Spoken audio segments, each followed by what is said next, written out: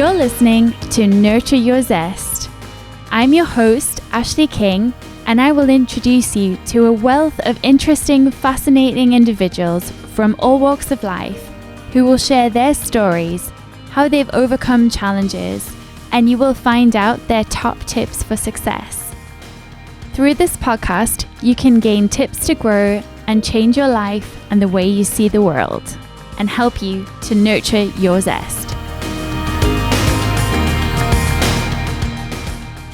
Hello and welcome to Nurture Your Zest. Today the tables have turned because instead of your usual host Ashleigh King, you have me. And I'll be asking the questions to my gorgeous wife, gorgeous flamboyant wife, who is normally the one asking the questions. So please tell me a little bit about yourself, Ash. Well, what an introduction. So shouldn't you be wearing my hat? Probably. I'm not sure. Would you like to give it a go? On, give me a go. You might not want that dazzling. Is it my colour?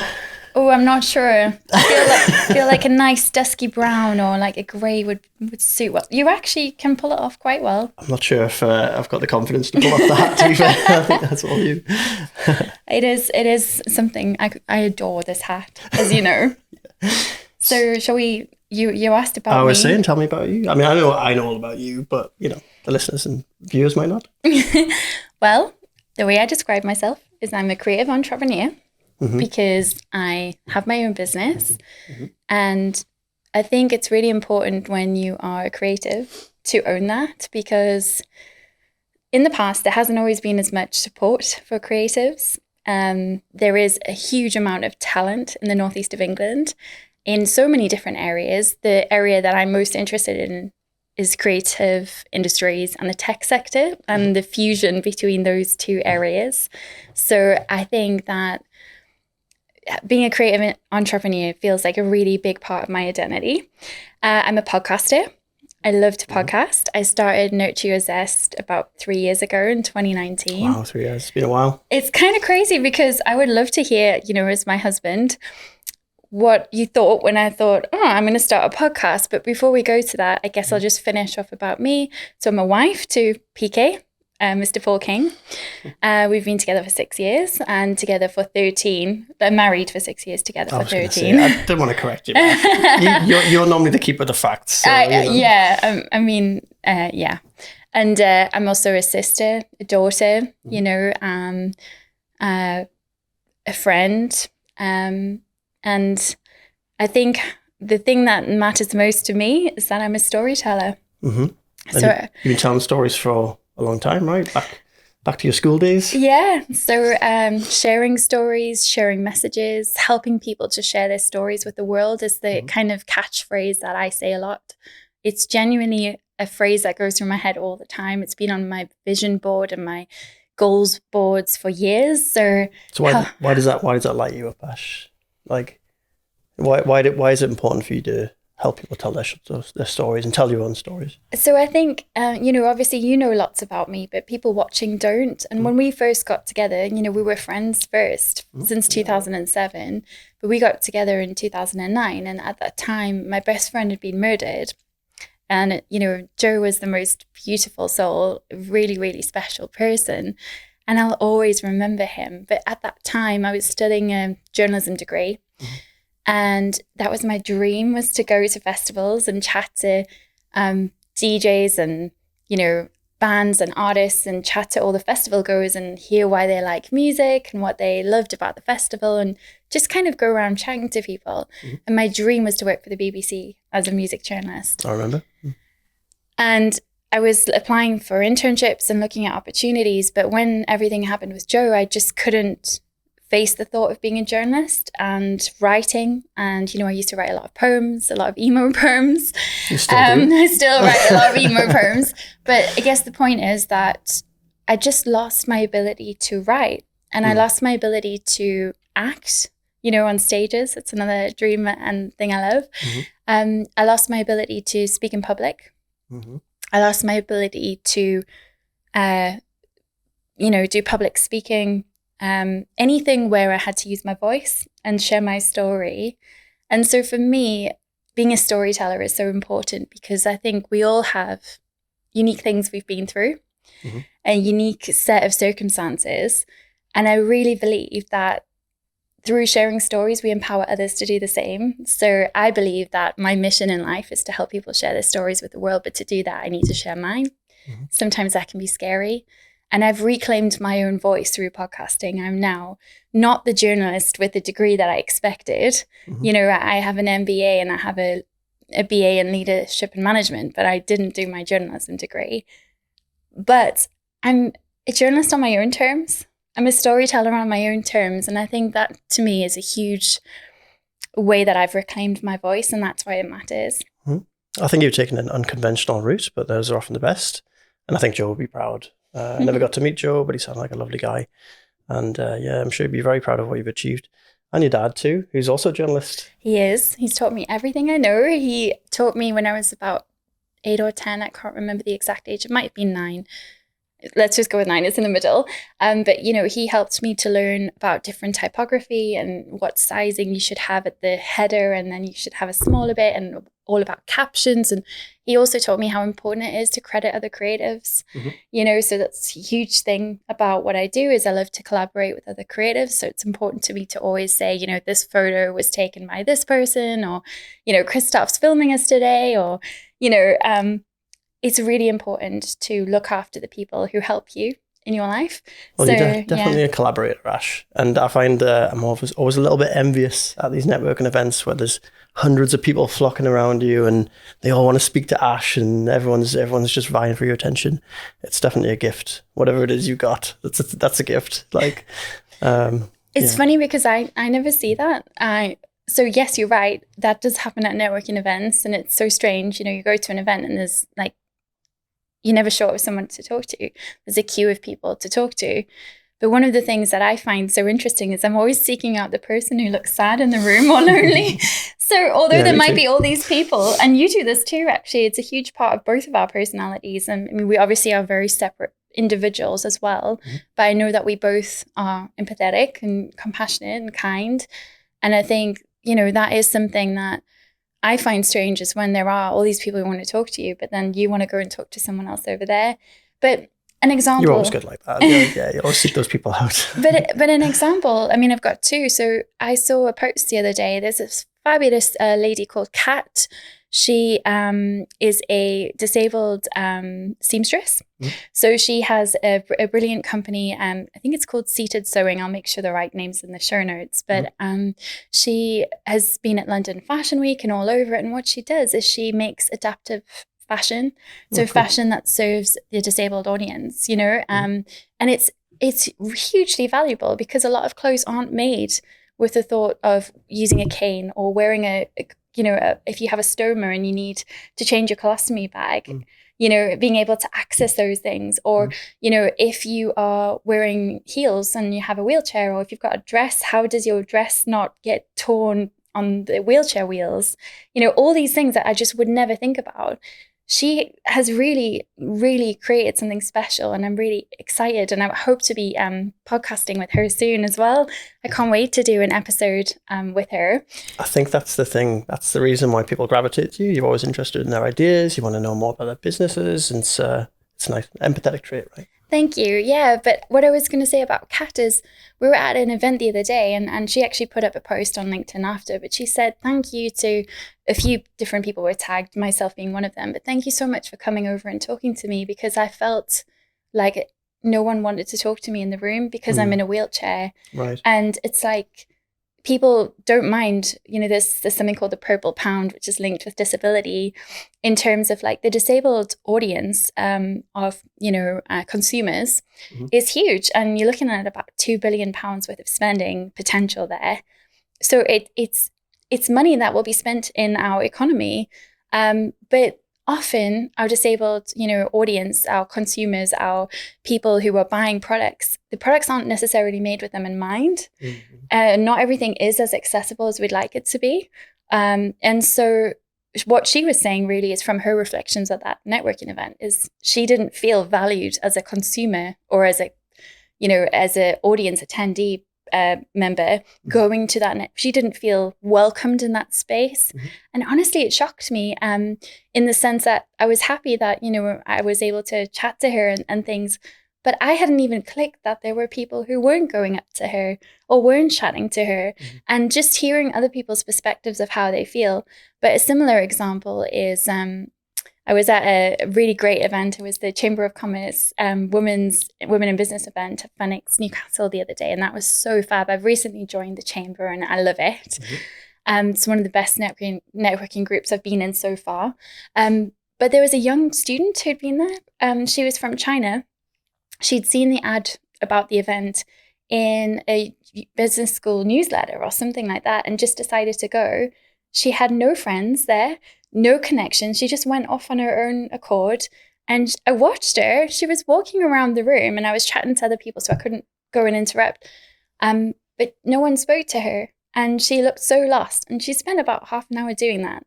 And I went to go and chat to her and hear about her. And she's just so talented. She's doing a master's in banking and finance.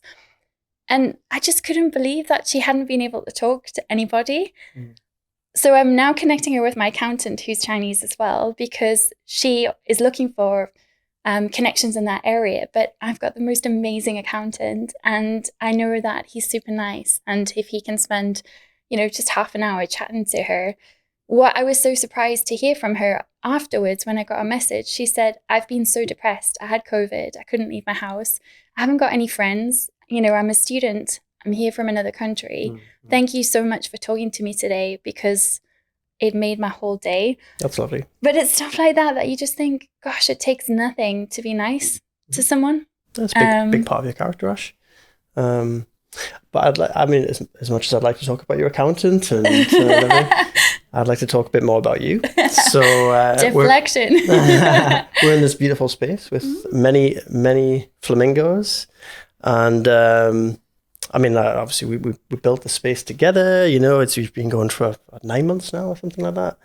Tell me a bit about the journey here and why flamingos. We'll talk about why flamingos in a second, but the journey here I think would be interesting. So I think the journey here is just bananas to me because you'll hear my team, I know you talk to Christoph and Joel and Paul all the time, but I literally say pretty much every single day, I can't believe this is my space. I can't believe that this is my life, that I get to come to work every day and this is where I get to come. So I guess my journey, I've shared a little bit about the message, storytelling, why it's important. I never expected to be a podcaster ever. I love to chat, to get paid to chat is just amazing. And to get paid to chat for other people and produce series or help other people, find their stories and get paid to do that or train and teach people how to do podcasting is just incredible.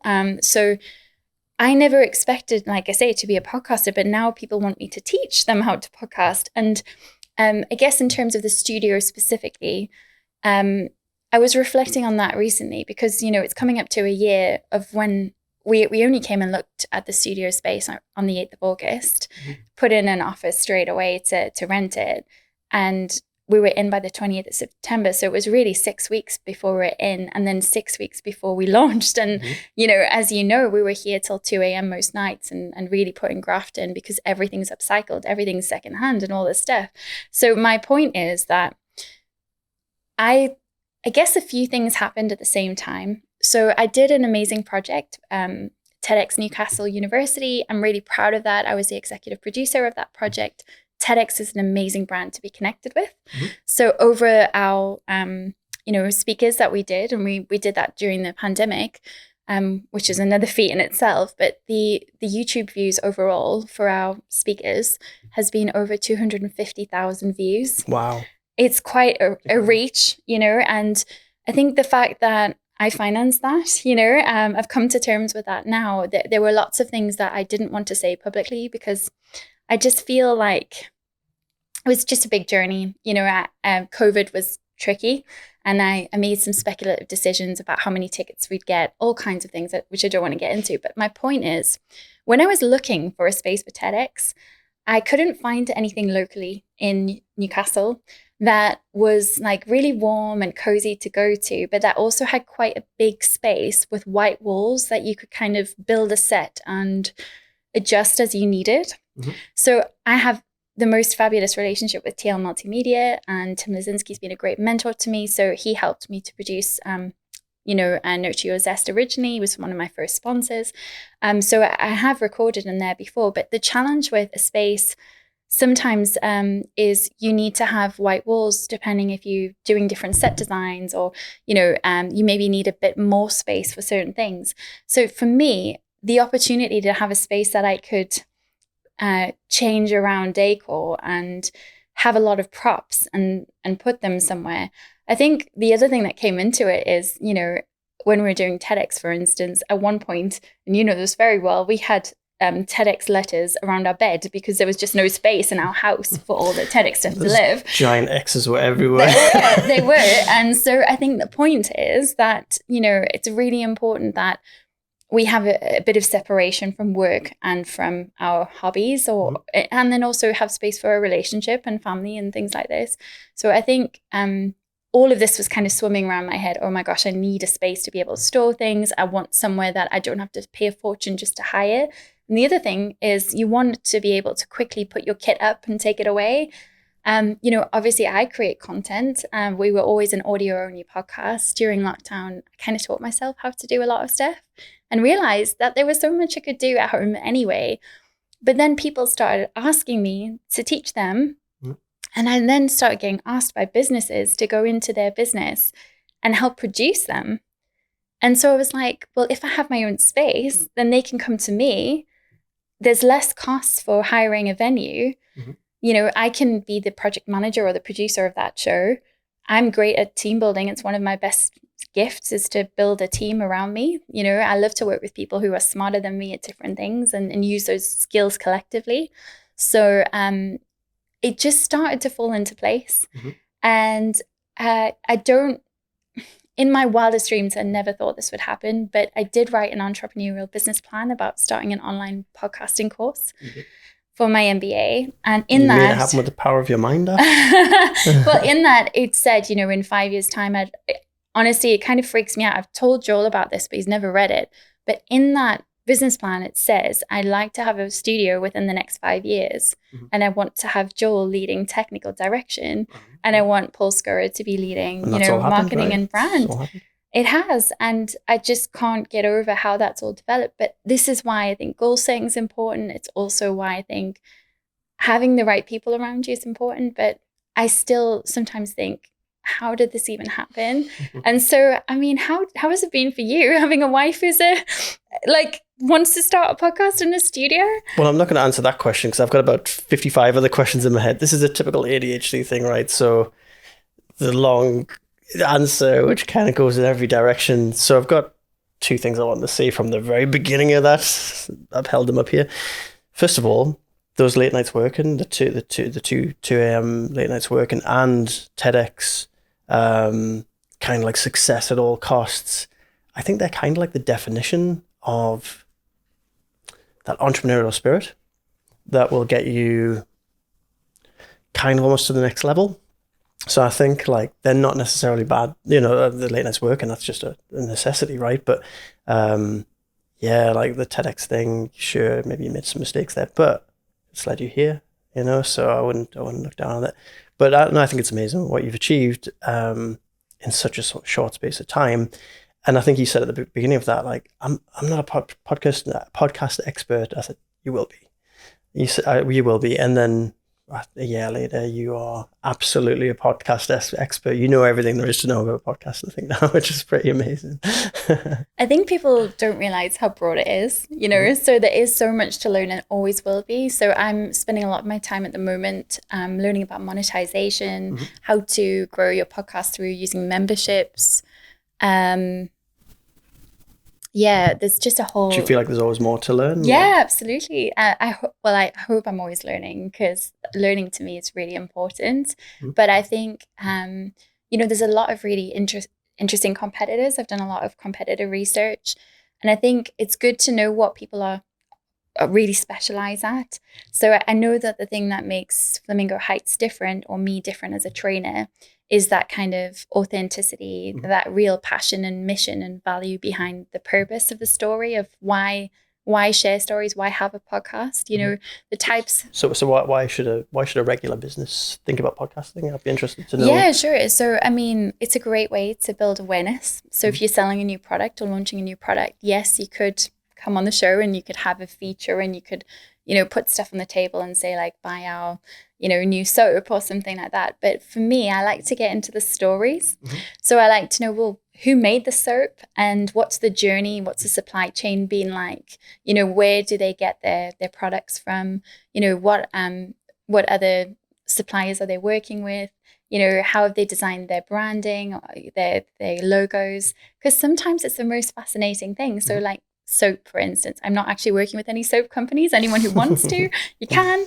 But I think link in bio. I think the point is that for me, I'd want to know, well, I'd want to get people intrigued and excited about like the flavors and could we use is it their grandmother's soap recipe, and could we use an image of her, and what is it about this that's going to be special? And so for me, it's not just, hey, we have a product, buy the product, here's 10% off or whatever. It's actually curating a message around that. And it's so funny because a soap advert got me the other day. Did it? Oh my gosh. It's kind of like, also, I was just thinking like, facts tell, stories sell. That's a really good quote. Who said that? I don't know. That's what I was thinking here. But there's a soap advert. It got me the other day. It's all about, do you want to smell like a masculine man and a lumberjack? And then, like people chopping wood. I mean, he sounds stuff, hot. And I just thought like, that's a great advert. So like, it sounds like a Lynx advert. Do you remember those? Yeah, they were great. So you think you feel like podcasting is a good way for companies to tell their story? Yeah, I do. I really do. I think so. It's a very authentic way to have a chat. So right now we're just chatting, but it's also people are listening in a way that's quite vulnerable. So what I mean by that is they're not feeling like you're selling to them. So they might be listening while they wash the dishes, which is how I cope with chores. I put my headphones on and do chores. So they might be going for a walk or going for a run, or they might be having it on in the background while they're working and concentrating on something else. So you are able to share a message with them where they actually really feel that you're building a connection with them. And that's why as well, if you're going to do a podcast as a business or as an individual, consistency is important. It's something I've learned, and it's something I'm trying to work on to be more consistent with my content. But the thing about, doing a podcast is people really feel like they know you. So I get shocked by the reach of podcasts. Nurture Your Zest has been listened to by people in Tobago, Trinidad, when you attract those people down, get to know them, that sounds cool. Well, like Liechtenstein, Finland. We don't have any friends in Liechtenstein. I know. Finland, Uganda, Kenya, Alaska, just all over the world. It's a global reach, I suppose. The biggest reach, the biggest listener group is the US. And then, UK, because I'm here and people know me, and a lot of the guests I've interviewed are UK. So it's UK, then US, and then Germany, of all places. Is that because of like listener habits or something? Yeah, I mean, there's a big listener habits. If you look at podcasting stats, and obviously if you're doing lots of research on all this stuff, the US is a huge listening audience. But just the Western world in general, there's quite a lot of people listening to podcasts in Australia. And also like European countries. So Germany is a big one, as I said. Italy is becoming more with podcasts.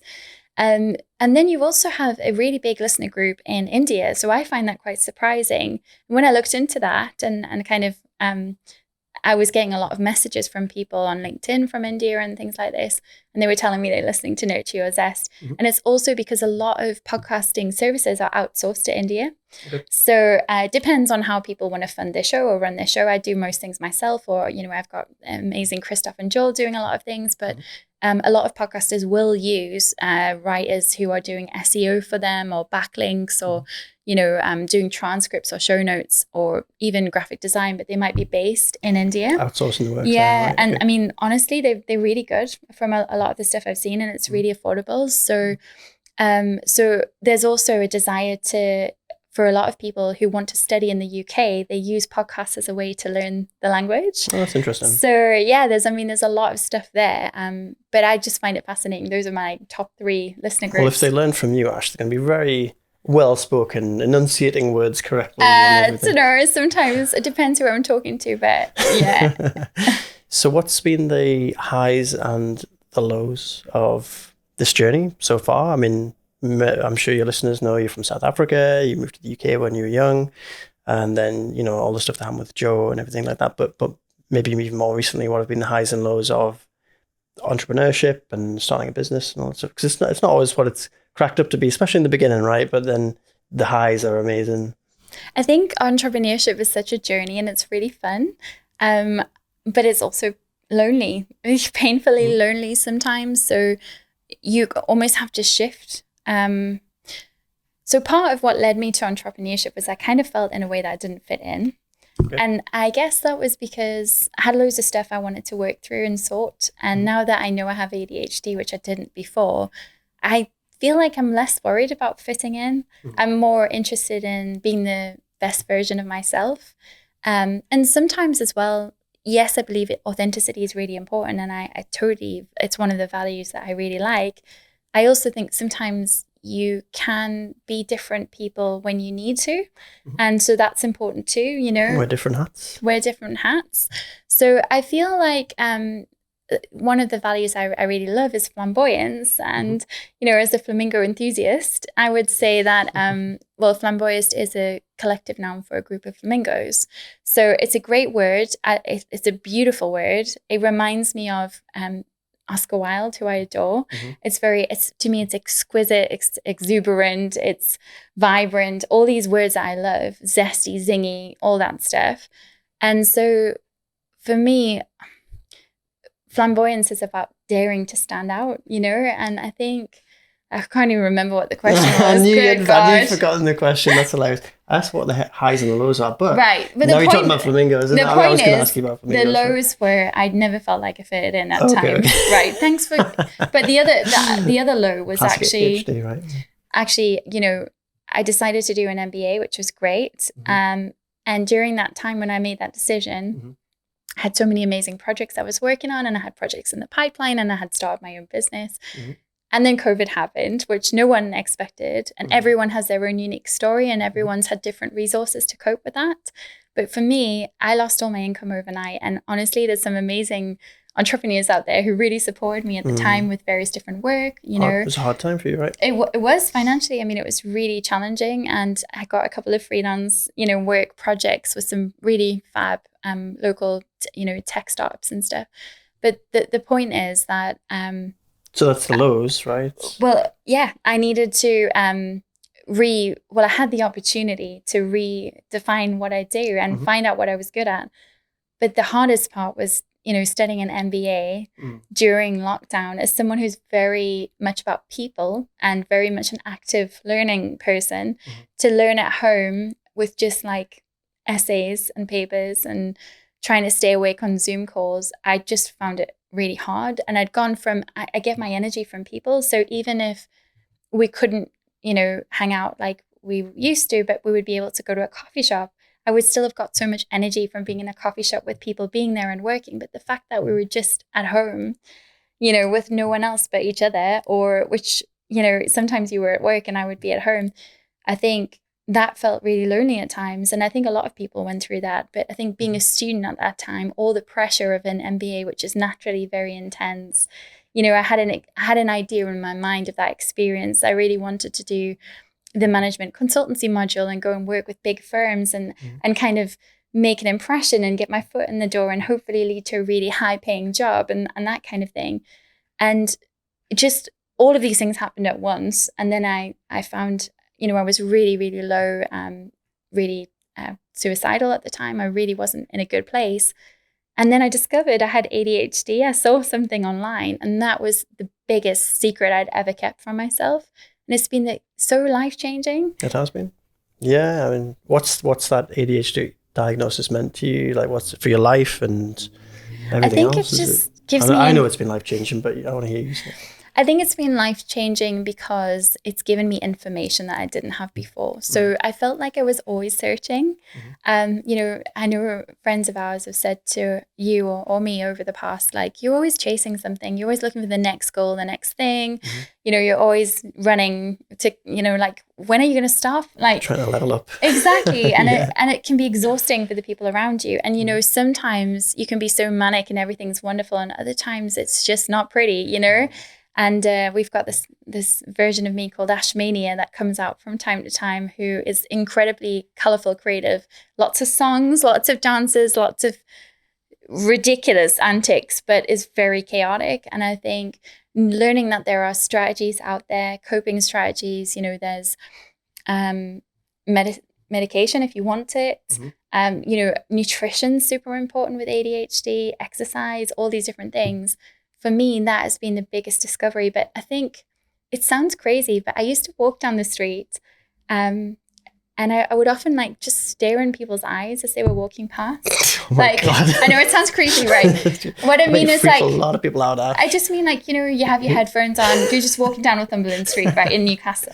And but just giving them the old my point is that, you know, you just want someone to see you. You just want someone to understand you. And, you know, one of my biggest fears was, what if I never reach my potential? And I feel like for the first time in my life, it's a possibility that I can. Because some of the things that I've, you know, that have happened in the last year, I'm just like, who is this person? That's what you say a lot. Right? That's what I say. Who even is this Ashleigh? You know? So it's like, it's amazing. Yeah.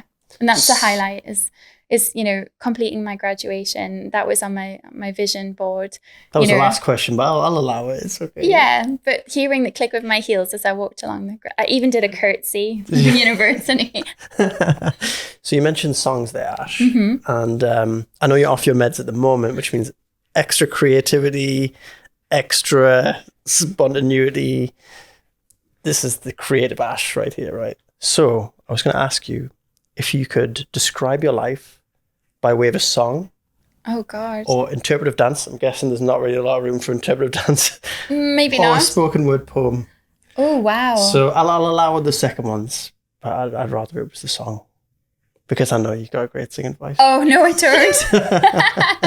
If you bottle out, then you have to do dishes for the next month. I mean, I do lots of dishes anyway. I'm good in a chorus. I'm good in a chorus. I don't really like solos. I tell you what, I will do a spoken word poetry for you now. So what's the context, please? I thought you were just like, I came from South Africa. That's the usual style of poems, right? Songs or other. We can do it later in private if you like. We're here at Flamingo Heights. So like in terms of a poem or something, so the context is my life, is that what you want? The story of the journey so far. Okay. There once was a girl called Ashleigh King. I'm just kidding. That sounds like the Fresh Prince. I thought you'd ripped it off something.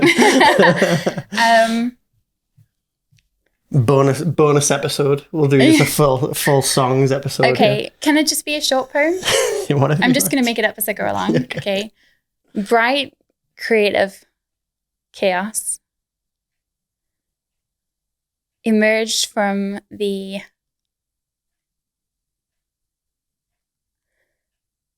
space for fear of being engulfed. Nice. In a dark and stormy place. Sweet. A message, purposeful, that needed time to brew. Okay. Surrounded by the pink birds. I'm not so sure about that bit. Purposeful message, needed time to brew, something like that. Gave courage of discovery and growth in you, something like that. But I mean, it's made up on the spot, on Next pressure. time song. Next time song. Oh God, no. I mean, even that bit, I might cut it out. I'm not sure. We'll see. So, I think we're reaching the end of our interview. and there's a question that we like to ask on this show. Right. It on the show that you're hosting for the first time. This show, Nurture Your Zest. And we like to ask people, what is the one word that you use that nurtures your zest? I think it's going to have to be flamboyance. You know, I've said zest in the past. Mm-hmm. I think your words can change, that your values can change. But I think for me, you know, so we've had this beautiful space, Flamingo Heights. We've got a wonderful team, and we know that we're only going to grow bigger. Mm-hmm. But when Christoph just joined us, we came up with some cool terms, and to me, they really linger around this flamboyance idea. Mm-hmm. So flamboyance is one of the values, and that's about bringing your best self to work, your most creative self, you know, doing work that stands out, that's just different, challenges the status quo, all that kind of stuff. And then another value is ruffling feathers. Mm-hmm. So it's all about, you know, having the courage to say what you think, to give each other critique and feedback, you know, to tell someone if that's not a good camera angle, or if you need to do something differently, or giving, you know, hearing sometimes the hard truth about something. But also the hat's on wonky. The hat's on wonky. Sometimes I put it on wonky just on purpose, you know, just to mess with people a bit. I'm not really detail orientated like I am, but as you know, I love a bit of creative chaos. So yeah. But the point is that with ruffling feathers, it's about having the courage to spark debate and have important conversations, particularly around social matters. Mm-hmm. I think that's really important. And then the other thing that we said was a value was around flamboyance. So, it was around finding your flock. Mm-hmm. So it's around looking after your flock, looking after the people around you, you know, being a collective, collaborating, just having a real kind of team spirit. And, you know, if one of you is not feeling great, like picking up the slack for that person, and, mm-hmm. you know, remembering that you need milk. So like today we've had an epic content day, and I completely forgot to buy the milk. The milk, it's always the milk. It's always the milk, but, you know, Joel went and ran out and got some. So it's like, it's little things like that. It's such a tiny thing, but it makes a huge difference, you know. So let me get this right. Your one word to nurture your zest is flamboyance. No. Ruffling feathers and finding your flock. No. Classic Ash. No, the one word is flamboyance. Okay, I just gave you a story about why that word is important into the context of Flamingo Heights. Important. But we didn't talk about the flamingo enthusiasm. Do we want to cover that quick? We can chat very briefly about the flamingo enthusiasm. So what is it about this bright pink bird that allures you? So I've always loved them. Why not, by the way, why not mongoose? Oh, no, thanks. Buffalo? I'm not really into snouts. Your whole thing is snouts. I'm not into snouts. I'm into beaks. Particularly black beaks. So for me, flamingos, they're just absolutely beautiful. They tend to find one mate, you know, and they just, I just think they a collective animal, they go together in groups, you know, they look after their flock. Mm-hmm. I think they are just spectacular to watch if you've ever seen them on the water, or if you've seen little flamingo chicklets. But I think the other thing that's really interesting is that obviously I have ADHD, and so with a lot of people who have neurodiversities, they like to have a special interest. So you might hear this with somebody maybe who has autism, and their special interest is penguins, and they have penguin facts.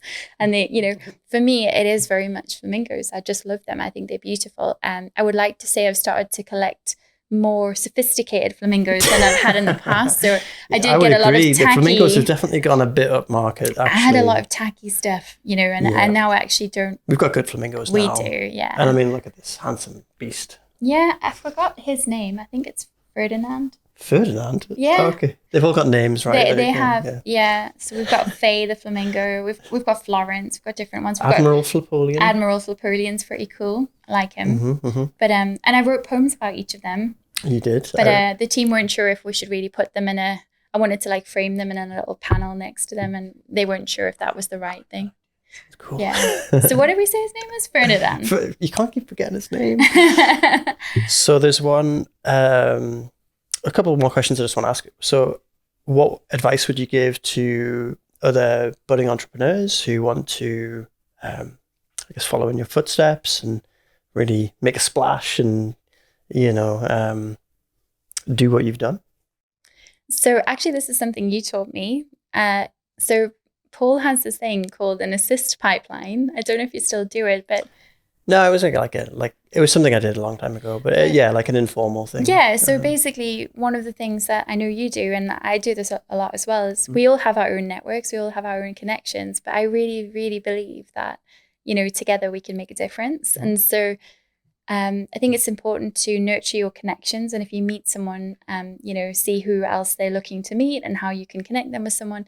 There is so much value in looking after the people you meet and just building relationships. So I think anyone starting out, you can make big waves by just, getting your face out there, going to events, being nice, being friendly.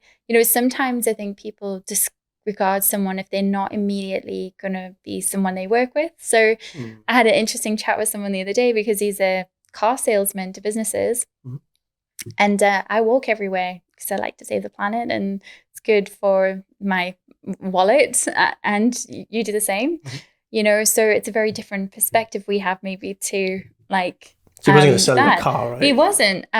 Maybe he'll be in a different role one day and we'll still be connected and something else might come up. So I just believe that you shouldn't just disregard someone if, they're not that interesting. Absolutely. Yeah. I love that. And one final thing I just want to ask is, how do people work with you? Like if they want to work with Ashleigh King, if they want to do a cool podcasting project together, what would they do? Well, we have a bit of a waiting list at the moment, which is super exciting. So the best way to contact me is usually on LinkedIn. That's the quickest way, or to drop a message to the studio, either via the website, flamingoheights.co.uk, or via our email, which is hello@flamingoheights.co.uk. And that way one of the team can get back to them. We're still small, we're growing, we're really excited about that. And I think for me personally, yes, I'm teaching people how to do podcasts and I'm creating amazing content again, which I'm so excited about. But I'm also a recently qualified master NLP practitioner. So that's neuro-linguistic programming, also hypnotherapy, timeline resourcing, and personal evolutionary coaching. So my goal with that is to help people who have blocks around their confidence, their voice, public speaking, podcasting, anything to do with sharing their message. It's something people were asking me for, do I coach? Do I do that kind of thing? So I really am looking forward to working with more clients in that area. And again, to work with me, it's the same route. So hello@flamingoheights.co.uk. But great question. Thanks, Ash. You've been listening to Nurture Your Zest. You can find us online on Facebook, Twitter, Instagram, and LinkedIn at Nurture Your Zest. If you've liked today, please subscribe. You can also leave us a review if you're feeling extra kind. Today's podcast has been made available through the kind sponsorship of TL Multimedia and That Branding Company. We look forward to catching up with you again soon as you learn to nurture your zest.